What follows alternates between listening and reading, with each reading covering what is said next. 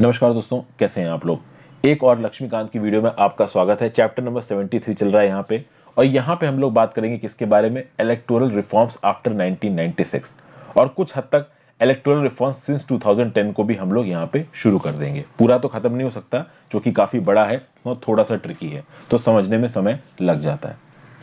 अगर इलेक्टोरल, अभी जो कुछ भी मैं बता रहा हूँ आपको बता रहा हूँ इलेक्टोरल रिफॉर्म्स आफ्टर 1996 के बारे में। इसमें जो सबसे पहला रिफॉर्म निकल के आता है वो निकल के आता है 1997 में, जो कि है प्रेसिडेंशियल और वाइस प्रेसिडेंशियल इलेक्शंस का रिफॉर्म। इसके बारे में मैंने प्रेसिडेंट और वाइस प्रेसिडेंट में भी आपसे बात की है। इसके लिए जो रेलेवेंट एक्ट है उसका नाम है presidential and vice presidential elections amendment act of 1997। इसमें क्या बोला गया, इसमें यह बोला गया कि भाई प्रेसिडेंशियल चुनाव में और वाइस प्रेसिडेंशियल चुनाव में होता क्या है कि कोई पर्सन अगर अपने आप को प्रेसिडेंट के चुनाव में खड़ा करना चाहता है तो उसके कुछ प्रपोजर्स होना चाहिए और सेकेंडर्स होना चाहिए। प्रपोजर्स जो कि बेसिकली उसके नाम को प्रपोज करे कि हाँ भाई हम इसकी प्रेसिडेंटशिप को सपोर्ट करते हैं, और प्रपोज करने के बाद कुछ लोग उस ओपिनियन को सेकंड करें कि हाँ भाई ये प्रपोजर जो बोल रहा है कि इस पर्सन को प्रेसिडेंट बनाना सही है, हम ये बोलते हैं कि हाँ भाई ये सही है। तो कुछ प्रपोजर चाहिए, कुछ सेकेंडर्स चाहिए। इस 1997 के अमेंडमेंट ने क्या किया कि पहले प्रेसिडेंट की पोस्ट के लिए अगर आपको इलेक्शन कंटेस्ट करना है तो आपको जो प्रपोजर्स की जरूरत थी और सेकेंडर्स की जरूरत थी वो चाहिए थे 10। 1997 के बाद बोला गया कि प्रेसिडेंट के प्रपोजर्स और सेकेंडर्स 10 से बढ़ा के कर देने चाहिए 50, और वाइस प्रेसिडेंट की पोस्ट के लिए प्रपोजर्स और सेकेंडर्स 5 से बढ़ा के कर देने चाहिए 20। तो पहले प्रपोजर्स और सेकेंडर्स प्रेसिडेंट की पोस्ट के लिए कितने थे, 10, और वाइस प्रेसिडेंट की पोस्ट के लिए थे कितने थे, 5। अब यही प्रपोजर्स और सेकेंडर्स प्रेसिडेंट की पोस्ट के लिए कर दिए गए 50 और वाइस प्रेसिडेंट की पोस्ट के लिए कर दिए गए 20, और प्रपोजर्स और सेकेंडर्स अलग अलग होने चाहिए। तो मान लीजिए लोकसभा में किसी एक प्रेसिडेंट का नाम मनोनीत किया जा रहा है कि हाँ भाई ये प्रेसिडेंट की पोस्ट के लिए खड़े हो रहे हैं, तो लोकसभा में कम से कम 50 लोग उस प्रेसिडेंट के नाम को प्रपोज करें और उसके बाद 50 लोग उसको सेकेंड करें, और दोनों अलग अलग होने चाहिए। तो काफी बड़ा नंबर है। तो जो बड़ी पॉलिटिकल पार्टीज जिस कैंडिडेट को सपोर्ट करती हैं केवल वही प्रेसिडेंट बन पाते हैं या वाइस प्रेसिडेंट बन पाते हैं। फिर आगे requisition of staff for election duty. देखिए 1998 में एक प्रोविजन बनाया गया। किसके थ्रू बनाया गया provision, representation of people amendment act 1998 के थ्रू। उससे आरपीए 1951 को बदला गया 1951 को, और एक प्रोविजन बनाया गया कि भाई देखिए इलेक्शन ड्यूटी के दौरान किसी भी लोकल अथॉरिटी, नेशनलाइज बैंक, तो एसबीआई हो गया, पीएनबी हो गया, आंध्रा बैंक हो गया, आपका बैंक ऑफ बड़ौदा हो गया, जो गवर्नमेंट यूनिवर्सिटीज हैं, life insurance corporation, government undertakings, जो भी ऐसे इंस्टीट्यूशन हैं जिनकी गवर्नमेंट मदद करती है, उनके स्टाफ को बुला के इलेक्शन ड्यूटी पे लगाया जा सकता है। अक्सर अगर बैंक में, गवर्नमेंट ऑफिस में काम करने वाले लोगों को इलेक्शन ड्यूटी पे लगा दिया जाता है, और ये इलेक्शन कमीशन कर सकता है, इलेक्शन कमीशन को कोई रोकेगा नहीं। फिर भाई 1996 के बाद कुछ पोस्टल बैलेट वाली चीजें भी इंक्लूड की गई। तो 1999 में एक अमेंडमेंट आया जिसका नाम था representation of people amendment act 1999। ये जितने भी representation of people amendment act आ रहे हैं ना, 1998, 1999, ये आरपीए 1951 को बदल रहे हैं, और जहां जरूरी है आरपीए 1950 को भी बदलेंगे। तो भाई 1999 में पोस्टल बैलेट वाले केस में क्या हुआ कि कुछ क्लास ऑफ पर्संस डिसाइड करेगी सरकार। ये सरकार समय समय पर डिसाइड कर सकती है, और वो class of persons postal ballot से वोटिंग कर सकते हैं। इलेक्शन कमीशन समय समय पे ऐसे क्लास ऑफ पर्संस की लिस्ट को डिक्लेयर करेगा जो कि पोस्टल बैलेट से वोटिंग कर सकते हैं, और election commission in class of persons को डिक्लेयर करेगा गवर्नमेंट से कंसल्ट करने के बाद। और जो क्लास को पोस्टल बैलेट से वोट करने को बोला गया है फिर वो पोस्टल बैलेट से वोट करेंगे, किसी और तरीके से वोट नहीं करेंगे। अब रिसेंटली अगर आप न्यूज पढ़ते होगे तो आपने पोस्टल बैलेट्स का नाम सुना होगा। बिहार में स्टेट लेजिस्लेटिव असेंबली के इलेक्शन हुए। तो अभी बिहार में स्टेट लेजिस्लेटिव असेंबली के इलेक्शन हुए, जुलाई 2020 के लगभग एक न्यूज आई। न्यूज क्या बोल रही थी कि भाई जो लोग 65 साल के बड़े हैं या जिसको कोरोना से इन्फेक्ट हो चुके हैं, ठीक हो गए हैं या फिर क्वारंटीन में हैं, उनको सरकार ने एक सहूलियत दी कि अगर आपको वोटिंग डालनी है आप पोस्टल बैलेट से डाल सकते हो। समझ गया बात को। तो ये बस मैंने आपको एग्जाम्पल बताया है कि पोस्टल बैलेट से कौन वोट डालेगा ये सरकार डिसाइड कर सकती है, ठीक है ना। नियम कानूनों को चेंज करके सरकार बता सकती है भाई कौन सी कंडीशन में कौन सी class of persons postal ballot के थ्रू वोटिंग कर सकते हैं। फिर भाई प्रॉक्सी वोटिंग 2003 में एक प्रॉक्सी, अच्छा एक बात और बता दूं, पोस्टल बैलेट आर्म्ड फोर्सेस के लोगों के लिए भी अवेलेबल है, और आर्म्ड फोर्सेस के लोगों के लिए प्रॉक्सी वोटिंग भी अवेलेबल है। 2003 में और यहाँ पे 2003 वाला ये जो प्रॉक्सी वोटिंग का नाम लेके ये नियम लेके आया गया था, इसको लेके आया गया था इलेक्शन लॉज अमेंडमेंट एक्ट 2003 और conduct of election amendment rules 2003 के थ्रू। यहाँ पे ये बोला गया कि जो आर्म्ड फोर्सेस के लोग हैं और जो इनके मेंबर्स हैं, ऐसे मेंबर्स जिनके ऊपर आर्मी एक्ट के नियम कानून अप्लाई होते हैं, तो ऐसी फोर्सेस जिनके ऊपर आर्मी एक्ट के नियम कानून अप्लाई होते हैं, वो लोग प्रॉक्सी वोट के थ्रू वोट कर सकते हैं। प्रॉक्सी वोट के थ्रू वोट कैसे? तो भाई एक जवान आर्मी का जो कि बॉर्डर पे बैठा है, वो अपनी वाइफ या फिर अपनी बहन या किसी को भी अपना प्रॉक्सी एलोकेट करके लिख के रिटर्निंग ऑफिसर को दे सकता है कि भाई मेरे बिहाफ पे ये पर्सन मेरी जगह वोट करेगा। तो इसको बोला जाता है प्रॉक्सी वोटिंग। क्योंकि वो तो भाई सेना का जवान है, बॉर्डर पे रक्षा कर रहा है देश की, तो ऑब्वियस सी बात है वो वोटिंग डालने नहीं आ सकता। उसकी तो एसेंशियल सर्विस है ना, तो वो नहीं आ सकता, तो उसके बिहाफ पे कोई और डाल सकता है, तो ये हो गया प्रॉक्सी वोटिंग। हालांकि आर्म्ड फोर्सेस के लोग पोस्टल बैलेट के थ्रू भी वोट डाल सकते हैं, जैसा भी वो डालना चाहे। फिर भाई 1996 के बाद जो इलेक्शन रिफॉर्म्स हुए, 2003 में एक इंपॉर्टेंट इलेक्शन रिफॉर्म्स आया, एक ऑर्डर इशू किया इलेक्शन कमीशन ने। ऑर्डर इशू किया गया था 27 मार्च 2003 को। इस ऑर्डर में इलेक्शन कमीशन ने क्या बोला? इस ऑर्डर में इलेक्शन कमीशन ने बोला, declaration of criminal antecedents, assets etcetera bye candidate. एक कैंडिडेट जो कि पार्लियामेंट में इलेक्ट होना चाहता है या स्टेट लेजिस्लेचर में इलेक्ट होना चाहता है, जब वो अपना नामांकन पत्र देगा, नॉमिनेशन पेपर देगा, तो उस नॉमिनेशन पेपर में वो कुछ इंफॉर्मेशन प्रोवाइड करेगा। क्या क्या इंफॉर्मेशन प्रोवाइड करेगा? वो प्रोवाइड करेगा कि क्या उसके ऊपर कोई क्रिमिनल चार्ज चालू किया गया है, क्या उसी केस में कन्विक्ट किया गया। कन्विक्ट मतलब उसके ऊपर इल्जाम लगा और उसके अगेंस्ट कोर्ट में प्रोसीडिंग चली। फिर मान लीजिए उसे कन्विक्ट किया गया, भी कन्विक्ट करने के बाद अगर उसको एक ऐसा क्राइम मिला है जहां पे 2 साल से ज्यादा की सजा है, तो रिप्रेजेंटेशन ऑफ पीपल एक्ट 1951 के हिसाब से वो सजा के बाद 6 साल के लिए एलिजिबल है, वो एक अलग चीज है। लेकिन मान लीजिए उसके ऊपर इल्जाम लगा और इल्जाम लगने के बाद उसको बाइज्जत बरी कर दिया गया, एक्विट कर दिया गया, डिस्चार्ज कर दिया गया, और एक क्रिमिनल ऑफेंस उसके ऊपर लगा था लेकिन उसको छोड़ दिया गया, बाइज्जत बरी कर दिया गया, तो भले ही उसको कन्विक्ट किया गया और बाद में उसको छोड़ दिया गया, ये इंफॉर्मेशन कैंडिडेट को देनी पड़ेगी अपने नामांकन पत्र पर। किसको? इलेक्शन कमीशन को। फिर भाई क्या उस पे किसी भी जुडिशरी ने कोई फाइन लगाया है, क्या उसे कभी जेल में बंद किया गया है, ये सब भी अपने नॉमिनेशन पेपर पे लिख के देगा वो कैंडिडेट। एक बात, ठीक है। उसके बाद अपना नामांकन पत्र फाइल करने से 6 महीने के पहले, मतलब जिस डेट पे वो नामांकन पत्र फाइल कर रहा है उससे 6 महीने पहले, मतलब prior to 6 months of the filing nomination, whether the candidate is accused in any pending case of any offense punishable with an imprisonment for 2 years or more in which the charge were framed or cognizance was taken by a court, if so the details thereof। मतलब कि भाई जिस दिन वो nomination file कर रहा है, उस नॉमिनेशन फाइल करने के 6 महीने पहले, ठीक है ना भाई, तो भाई 6 month मतलब नॉमिनेशन फाइल कर रहा है और इसके 6 महीने पहले जो डेट है, इसके बीच में क्या ऐसा कोई केस है जो इस पर्टिकुलर कैंडिडेट के ऊपर पेंडिंग है?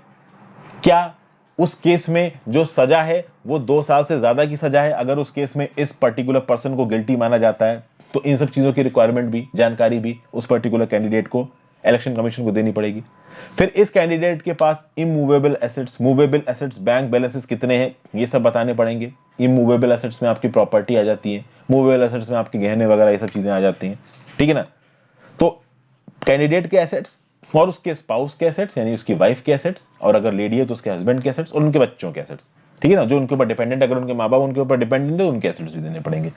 फिर लायबिलिटीज, लायबिलिटीज मतलब कि भाई ये लोग, कोई ऐसा केस इनके ऊपर पेंडिंग है क्या जहां पे इन्होंने कुछ पैसा खाया है या कुछ इलीगल काम किया, जैसे फॉर एग्जांपल इन्होंने जो भी पैसा कमाया उसके ऊपर टैक्स नहीं दिया है, तो आप कह सकते हो कि इनके ऊपर ड्यूज है।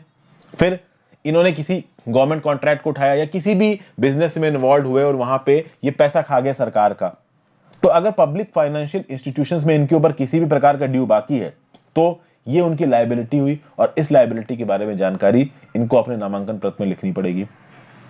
और फिर इस कैंडिडेट की एजुकेशनल क्वालिफिकेशंस क्या हैं, ये भी लिख के देना पड़ेगा। हालांकि एजुकेशनल क्वालिफिकेशन लिखो ना लिखो उससे कोई फर्क नहीं पड़ता है, मिनिमम एजुकेशनल क्वालिफिकेशन कोई एलिजिबिलिटी नहीं है आपका पॉलिटिशियन बनने के लिए।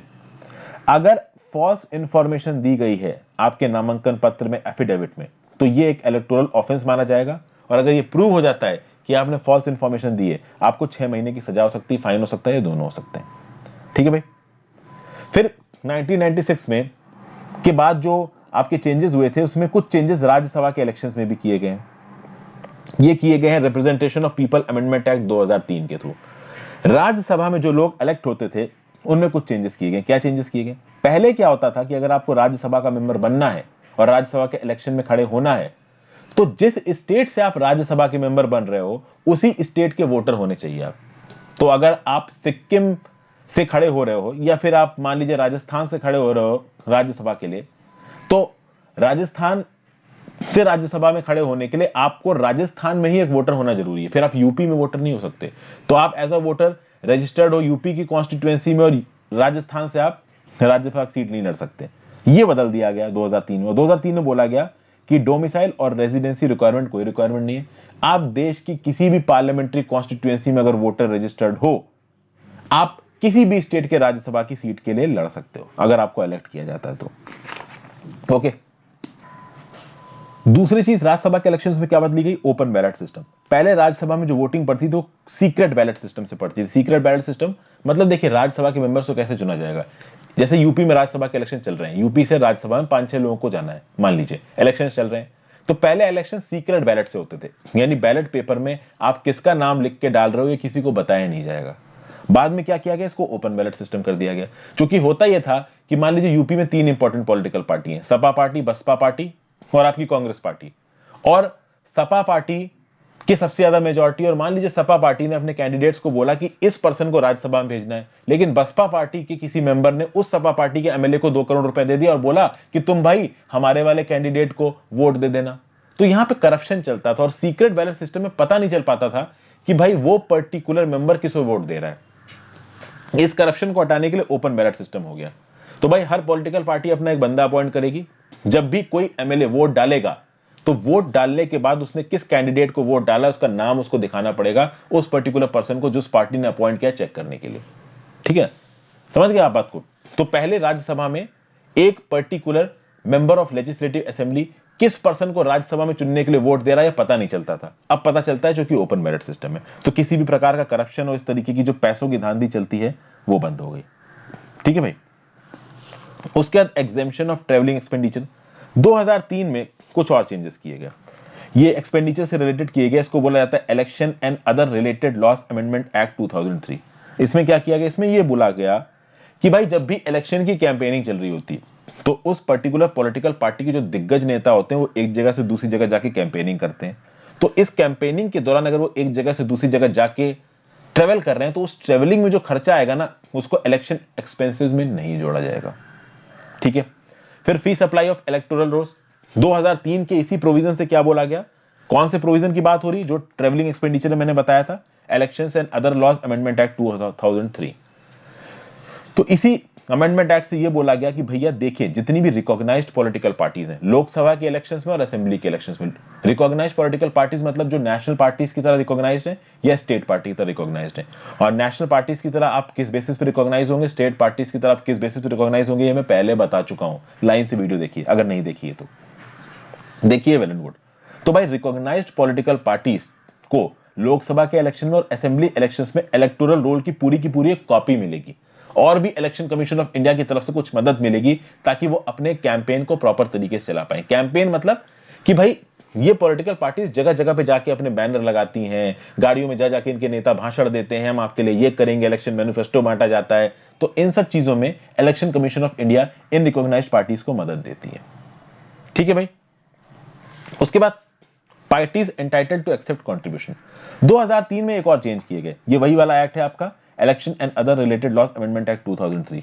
क्या चेंजेस किए गए कि भाई पार्टीज को यह बोला गया कि ठीक है भाई आप अपने इलेक्शन के खर्चों के लिए डोनेशन ले सकते हो, गवर्नमेंट कंपनी के अलावा कोई भी एक प्राइवेट कंपनी या कोई भी एक पर्टिकुलर इंडिविजुअल किसी भी एक पॉलिटिकल पार्टी को पैसा दान कर सकती है, डोनेट कर सकती है।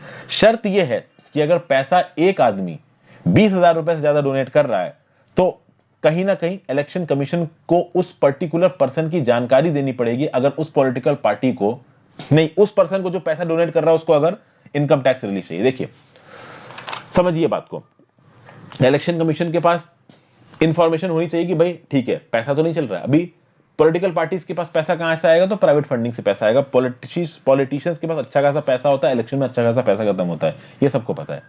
अभी के लिए नॉर्म्स थोड़े बदल गए, इलेक्टोरल बॉन्ड आ गया, लेकिन पहले क्या था कि भाई डोनेशन दे सकते हो पॉलिटिकल पार्टी को, तो मेरे और आपके जैसे लोग भी डोनेशन दे सकते थे। अगर हम 10 रुपए डोनेशन दे रहे हैं, 200 रुपए दे रहे हैं, 20,000 रुपए से कम दे रहे हैं, तो हमें कुछ भी बताने की जरूरत नहीं है। लेकिन अगर 20,000 रुपए से ज्यादा डोनेशन दी जा रही है तो कहीं ना कहीं अगर आपको इनकम टैक्स का रिलीफ क्लेम करना है तो आपको इलेक्शन कमीशन को बताना पड़ेगा कि मैंने इस फला फला पार्टी को इतना पैसा डोनेट किया है। क्योंकि अगर मैं मान लीजिए एक मिडिल क्लास इंप्लॉय हूं और मैं 30 से 40,000 रुपए किसी एक पॉलिटिकल पार्टी को डोनेट कर रहा हूं तो मैं चाहूंगा कि मुझे उस पर इनकम टैक्स रिलीफ मिल जाए। जो बड़े बड़े कॉर्पोरेट्स होते हैं वो तो करोड़ों में पैसा डोनेट करते हैं, 100 करोड़ 200 करोड़, तो वो उस पर इनकम टैक्स रिलीफ भी चाहेंगे ना। तो भाई पता चला कॉर्पोरेट टैक्स भी भर रहे हैं 30% का 200 करोड़ पे, तो वो इनकम टैक्स रिलीफ चाहेंगे। इनकम टैक्स रिलीफ के लिए उनको इलेक्शन कमीशन को बताना पड़ेगा कि हमने इस पॉलिटिकल पार्टी को इतना पैसा दिया है। अगर 20,000 रुपए से ज्यादा है तो आपको इलेक्शन कमीशन को बताना पड़ेगा कि हमने इस पर्टिकुलर पॉलिटिकल पार्टी को इतना पैसा दिया है। फिर भाई अगली चीज है allocation of time on electronic media. 2003 का ये जो प्रोविजन है आपका election and other related laws amendment act 2003, ये क्या बताता है कि भाई जो पॉलिटिकल पार्टी जिस हिसाब से परफॉर्मेंस करेगी, और यहां पे बात हो रही है रिकॉग्नाइज्ड पॉलिटिकल पार्टीज की, तो रिकॉग्नाइज्ड पॉलिटिकल पार्टी यानी स्टेट पार्टीज और नेशनल पार्टीज। नेशनल पार्टीज और स्टेट पार्टीज जैसे अपने पिछले इलेक्शंस में उन्होंने परफॉर्म किया है, उस परफॉर्मेंस के हिसाब से जो केबल टीवी नेटवर्क है, जो दूरदर्शन है, जो ऑल इंडिया रेडियो है, इसके ऊपर अपने एजेंडा को प्रमोट करने का समय दिया जाएगा इन पॉलिटिकल पार्टीज को। फिर भाई ब्रेले सिग्नेचर फीचर्स। एक्चुअली में इलेक्शन कमीशन ऑफ इंडिया के पास बहुत सारे ऐसे ऑर्गेनाइजेशंस थे जो कि विजुअली इंपेयर्ड लोगों को देखते हैं। इन विजुअली इंपेयर्ड लोगों के ऑर्गेनाइजेशंस की request I election commission of India के पास कि भाई इलेक्ट्रॉनिक वोटिंग मशीन में कुछ विजुअली इंपेयर्ड लोगों के हिसाब से भी आप भाषा को लिखो। तो इलेक्शन कमीशन ने बोला चलिए ठीक है भाई, हम ये भी कर सकते हैं। तो आसिफ नगर असेंबली कॉन्स्टिट्यूएंसी आंध्र प्रदेश, जब 2004 में यहाँ पे बाई इलेक्शन हुए तो ब्रेले सिग्नेचर फीचर्स को जोड़ने की कोशिश की गई इलेक्ट्रॉनिक वोटिंग मशीन में। 2005 में बिहार, झारखंड, हरियाणा में चीज करने की कोशिश की गई। 2006 में आसाम, वेस्ट बंगाल, तमिलनाडु, पुदुचेरी में करने की कोशिश की गई। 2008 में दिल्ली में करने की कोशिश की गई। 2009 के तो लोकसभा इलेक्शंस में करने की कोशिश की गई। तो कहीं ना कहीं ओवरऑल विजुअली इंपोर्ड लोगों के लिए प्रॉपर इलेक्ट्रॉनिक वोटिंग मशीन बनाई जा सके इसकी कोशिश की गई है, बट अभी भी पूरी तरीके से ये चीज इंप्लीमेंट नहीं हुई है। तो ये तो वो रिफॉर्म्स हैं जो कि 1996 के बाद हुए और 2010 से पहले हुए। अब हम बात करेंगे उन रिफॉर्म्स की जो कि 2010 से शुरू हो रहे हैं और अब तक हुए हैं, और ये बहुत इंपॉर्टेंट है, ठीक है ना। इलेक्टोरल रिफॉर्म सिंस 2010, उसमें जो सबसे पहला रिफॉर्म है वो है एग्जिट पोल्स। एग्जिट पोल्स के ऊपर कुछ रिस्ट्रिक्शन डाला गया है। 2009 में एक प्रोविजन आया जिसने एग्जिट पोल के ऊपर कुछ रिस्ट्रिक्शन डाला है। इस प्रोविजन का नाम क्या था? Representation of people amendment act 2009, जो कि विद इफेक्ट आया 1 फरवरी 2010। और इस एग्जिट पोल के प्रोविजन के थ्रू क्या बोला गया कि भाई एक पर्टिकुलर टाइम अनाउंस करेगा इलेक्शन कमीशन ऑफ इंडिया, और उस पर्टिकुलर टाइम में आप एग्जिट पोल कंडक्ट नहीं करवा सकते और ना ही उन एग्जिट पोल के रिजल्ट्स पब्लिश कर सकते हो, लोकसभा के इलेक्शंस में भी और स्टेट लेजिस्लेटिव असेंबली के इलेक्शंस में भी। समझिए बात को, इलेक्शन कमीशन ऑफ इंडिया एक पर्टिकुलर टाइम डिक्लेयर करेगा और उस टाइम पीरियड में ना आप एग्जिट पोल कंडक्ट करवा सकते हो और ना ही आप एग्जिट पोल के रिपोर्ट्स को पब्लिश कर सकते हो। आप समझिए ये कब होगा? इलेक्शन चल रहा होता है, मैंने आपको बताया कि इलेक्शंस 3-4 दिनों में चलता है, ऐसा नहीं एक दिन में इलेक्शन नहीं खत्म होता है, क्योंकि बहुत बड़ा हमारी पॉपुलेशन जो जाके वोट देती है। अब समझिए बात को, इलेक्शन चल रहा है, एग्जिट पोल में क्या होता है कि एक पर्सन वोट डाल के बाहर निकला और बाहर निकल के उसके मीडिया वाले ने पूछा आपने किसको वोट दिया, आप किसको सपोर्ट करते हो, तो उसने कुछ बताया। ऐसे बहुत सारे रिस्पॉन्सेस को मीडिया वालों ने क्या किया, सबमिट किया, उनको कंपाइल किया और फिर एक एग्जिट पोल का रिजल्ट निकाल दिया कि भाई यहां पे हमने यहां पे इतना सर्वे करवाई, इस सर्वे में से हमने 5,000 लोग कवर किया, 5,000 में से 3,500 लोग इस पॉलिटिकल पार्टी को वोट दे रहे हैं। अब इस तरीके के एग्जिट पोल्स अगर जब इलेक्शन चल रहा है आप करवाते हो और इलेक्शन चलने के दौरान ही अगर आप इनके रिजल्ट्स भी पब्लिश कर देते हो तो ये चीज लोगों के दिमाग के इफेक्ट डालती है, लोगों की साइकी के ऊपर इफेक्ट डालती है, जिससे वोटिंग पैटर्न्स बदल सकते हैं। लोग पूरे न्यूट्रलाइज तरीके से वोट नहीं करेंगे। इसलिए इलेक्शन कमीशन ऑफ इंडिया ने बोला है कि भाई जो टाइम हम बताएंगे उसमें ना तुम एग्जिट पोल कंडक्ट कराओगे और ना ही उसके रिजल्ट पब्लिश करोगे। अगर करोगे तो भाई पकड़ के जेल में डाल देंगे तुमको 2 साल के लिए और तुम्हारे ऊपर फाइन भी लगा देंगे। तो ये जो एग्जिट पोल है, what is this? This is an opinion survey कि भैया कैसे इलेक्टर्स एक इलेक्शन पे वोट कर रहे हैं, और इसको स्पेशली तब जब वोट चल रहा है, वोटिंग प्रोसेस चल रहा है, खत्म नहीं हुआ है, तब इसको पब्लिश करना ठीक नहीं है। ये अलग बात है कि वोटिंग प्रोसेस खत्म हो गया है, अब काउंटिंग चल रही है। अब जब वोटिंग प्रोसेस खत्म हो गया, काउंटिंग चल रही है, तो आप कितने भी एग्जिट पोल पब्लिश करो, क्या फर्क पड़ता है? वोट तो सबने डाल दिए ना। वोट डालने से पहले एग्जिट पोल पब्लिश नहीं होने चाहिए, क्योंकि फिर वो लोगों की साइकी पे दिमाग डालता है, ठीक है ना। फिर एक लहर सी बन जाती है और उस लहर का फायदा कुछ लोग उठा ले जाते हैं और कुछ लोग उस लहर में बर्बाद हो जाते हैं। फिर भाई अगर आपको डिस्क्वालिफिकेशन का एक केस सबमिट करना है तो आप कैसे सबमिट करोगे? देखिए इलेक्शन पिटीशंस आती हैं, इलेक्शन पिटीशंस में बताया जाता है यहाँ पे ये वोटर फ्रॉड हुआ, वो वोटर फ्रॉड हुआ। अभी ऐसे केसेस में, और जरूरी नहीं इलेक्टेड कमीशन हो, इलेक्शन पिटीशंस हो, इलेक्शन पिटीशंस में एक्चुअली में ये पूछा जाता है कि क्या एक जगह पे वोटिंग सही तरीके से हुई, करप्शन तो नहीं हुआ। डिस्क्वालिफिकेशन में ये होता है कि एक पर्सन ने हो सकता है अपनी पर्सनल इंफॉर्मेशन छुपाई हो, या फिर उसने वोटिंग के दौरान गलत तरीकों का इस्तेमाल किया हो, तो भैया चिकन और दारू बांट के वोट खींचने की कोशिश की हो। तो भाई कोई भी ऐसा काम अगर किसी कैंडिडेट ने किया है जिसके बेसिस पे उसको, अगर वो इलेक्ट हो गया है इलेक्शन में, तो डिस्क्वालीफाई किया जा सके, तो इसको आप बोलते हो केस फॉर डिस्क्वालिफिकेशन। अभी केस फॉर डिस्क्वालिफिकेशन में हाई कोर्ट का और इलेक्शन कमीशन ऑफ इंडिया का एक बहुत इंपॉर्टेंट रोल रहता है। ठीक है भाई, तो भाई हाई कोर्ट और इलेक्शन कमीशन ऑफ इंडिया 3 महीने के अंदर अंदर इस बात पे डिसाइड करेंगे कि हाँ भाई इस पर्सन को डिस्क्वालीफाई करना चाहिए और नहीं करना चाहिए। और फाइनली जो भी डिसीजन होगा वो प्रेसिडेंट के सामने रखा जाएगा और प्रेसिडेंट फिर बात करेगा, डिसाइड करेगा कि हाँ भाई इसको डिस्क्वालीफाई करना है या नहीं करना है। समझ गया बात को? फिर all officers included in corrupt practices. मान लीजिए किसी एक एमएलए को या एमपी को चुनवाने में जो भी इलेक्शन ड्यूटी पे ऑफिसर्स पोस्ट किए गए थे वो करप्शन में इन्वॉल्व हुए। 2009 में एक्चुअली में प्रोविजन आया था, और प्रोविजन का नाम भी बता देता हूं। प्रोविजन का नाम है आपका representation of people amendment act 2009।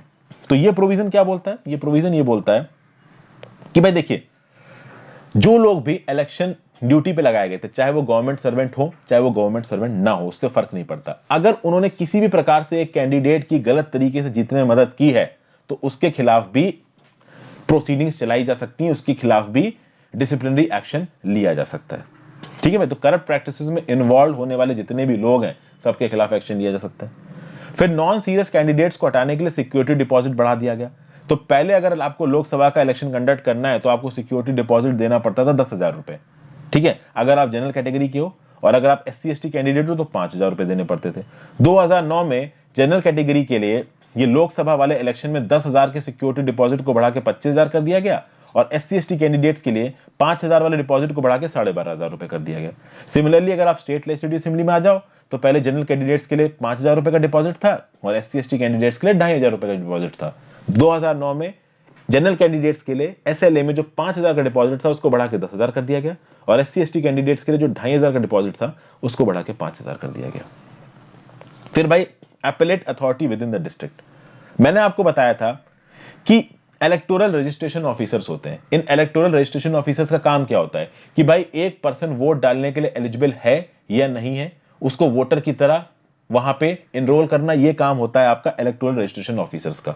और भी मिसलेनियस काम दिए जाते हैं इलेक्टोरल रजिस्ट्रेशन ऑफिसर्स के। अभी इलेक्टोरल रजिस्ट्रेशन ऑफिसर कोई डिसीजन लेता है, मान लीजिए किसी ने वोटर आईडी कार्ड के लिए अप्लाई किया और उसकी वोटर आईडी कार्ड की रिक्वेस्ट को इलेक्टोरल रजिस्ट्रेशन ऑफिसर ने रिजेक्ट कर दिया, तो भाई कहीं ना कहीं एक डिसीजन लिया इलेक्टोरल रजिस्ट्रेशन ऑफिसर ने। तो उस पर्सन को लगा कि नहीं भाई ये इलेक्टोरल रजिस्ट्रेशन ऑफिसर ने जो मेरी वोटर आईडी कार्ड की रिक्वेस्ट है इसको रिजेक्ट किया है, ये गलत रिजेक्ट किया है, मुझे वोटर आईडी कार्ड मिलना चाहिए। तो ऐसे केसेस में अगर उस पर्टिकुलर पर्सन को लगता है कि इलेक्टोरल रजिस्ट्रेशन ऑफिसर ने उसके खिलाफ अन्याय किया है, तो वो कहां जाएगा? वो चीफ इलेक्टोरल ऑफिसर के पास जाएगा। अब 2009 के बाद वो सीधे सीधे चीफ इलेक्टोरल ऑफिसर के पास नहीं जाएगा। जो भी डिसीजन दिया है इलेक्टोरल रजिस्ट्रेशन ऑफिसर ने, उसके अगेंस्ट जो अपील है वो पहले डिस्ट्रिक्ट मजिस्ट्रेट के पास जाएगी, या एडिशनल डिस्ट्रिक्ट मजिस्ट्रेट के पास जाएगी, या एक एग्जीक्यूटिव मजिस्ट्रेट के पास जाएगी, या डिस्ट्रिक्ट कलेक्टर, या कोई एक ऐसा ऑफिसर जो इक्विवेलेंट रैंक का है। ये ऑफिसर अपॉइंट किया जाएगा प्रोविजंस के हिसाब से। कौन से प्रोविजंस के हिसाब से? Representation of people amendment act 2009। तो representation of people amendment act 2009 बोलता है कि इलेक्शन के दौरान अगर इलेक्टोरल रजिस्ट्रेशन ऑफिसर ने आपकी किसी रिक्वेस्ट को रिजेक्ट किया है तो उसके खिलाफ जो पहली अपील जाएगी वो उस अथॉरिटी के पास जाएगी जिस अथॉरिटी को उसके लिए अपॉइंट किया गया है। ज्यादातर केस में वो डिस्ट्रिक्ट मजिस्ट्रेट या एडिशनल डिस्ट्रिक्ट मजिस्ट्रेट होता है। डिस्ट्रिक्ट मजिस्ट्रेट ने जो डिसीजन सुनाया, अगर उसके खिलाफ आपको प्रॉब्लम है तो फिर आप जा सकते हो किसके पास?